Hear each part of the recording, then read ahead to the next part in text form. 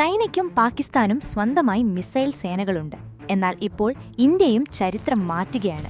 Indian സൈന്യത്തിന്റെ പുതിയ ആയുധം കൺവെൻഷണൽ മിസൈൽ ഫോഴ്സ് വരുന്നു. ഇതെന്താണെന്നറിയാമോ? കരസേനയുടെയും വ്യോമസേനയുടെയും നാവികസേനയുടെയും മിസൈലുകളെ ഒരൊറ്റ കമാൻഡിന് കീഴിൽ കൊണ്ടുവരുന്ന വിപ്ലവകരമായ നീക്കമാണിത്.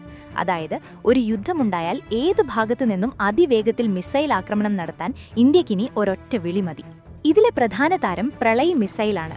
150 കിലോമീറ്റർ ദൂരെയുള്ള ശത്രു ബങ്കറുകൾ നിമിഷനേരം കൊണ്ട് തകർക്കാൻ ഇതിന് സാധിക്കും. ഒപ്പം ശബ്ദത്തേക്കാൾ 5 മടങ്ങ് വേഗത്തിൽ പറക്കുന്ന ഹൈപ്പർസോണിക് മിസൈലുകളും ഈ സേനയുടെ ഭാഗമാകും. ശത്രുവിന്റെ റഡാറുകൾക്ക് ഇവയെ തടയാൻ കഴിയില്ലെന്നതാണ് സത്യം. ചൈനയുടെ റോക്കറ്റ് ഫോഴ്സിനുള്ള കൃത്യമായ മറുപടിയാണിത്. അതിർത്തി കടക്കാതെ തന്നെ ശത്രുവിന്റെ വിമാനത്താവളങ്ങളും കമാൻഡ് സെന്ററുകളും തകർക്കാൻ ഈ പുതിയ സേന ഇന്ത്യയെ സജ്ജമാക്കും. ഏഷ്യയിലെ ശക്തി സമവാക്യം തന്നെ ഇതിലൂടെ മാറും. മിസൈലുകൾ യുദ്ധം തീരുമാനിക്കുന്ന കാലത്ത് ഇന്ത്യയുടെ ഈ നീക്കം ശരിയാണോ? നിങ്ങളുടെ അഭിപ്രായം കമന്റ് ചെയ്യൂ. കൂടുതൽ ഡിഫൻസ് വാർത്തകൾക്കായി സബ്സ്ക്രൈബ് ചെയ്യാൻ മറക്കരുത്.